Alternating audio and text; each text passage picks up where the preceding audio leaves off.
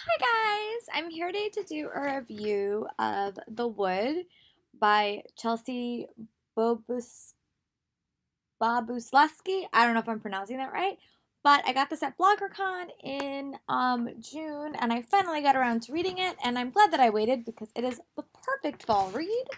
Basically follows this girl named Winter who, where she lives, she and her family are the lifelong guardians of the wood, and the wood is a place where there are passageways. It's like a time travel, so there are like passageways that people fall through when they're wandering around, and Winter's job is to get these people back to their locations without them harming themselves. And also there's a couple of rules she must follow.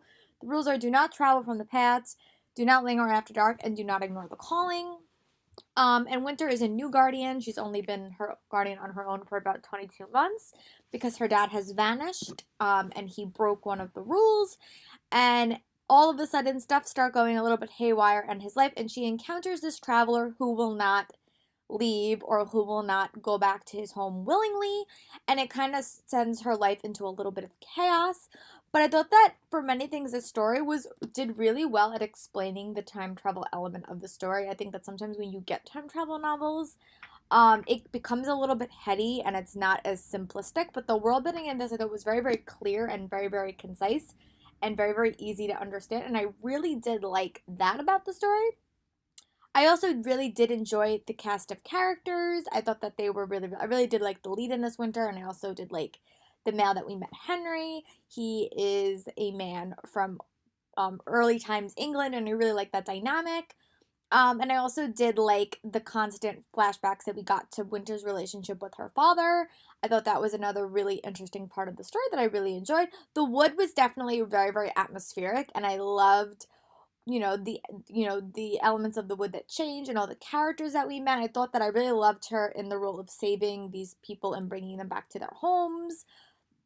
I thought that some things felt a little bit predictable about this novel, and there that was the twists and turns. I kind of predicted what the mystery was and who was going to be the perpetrator of the mystery.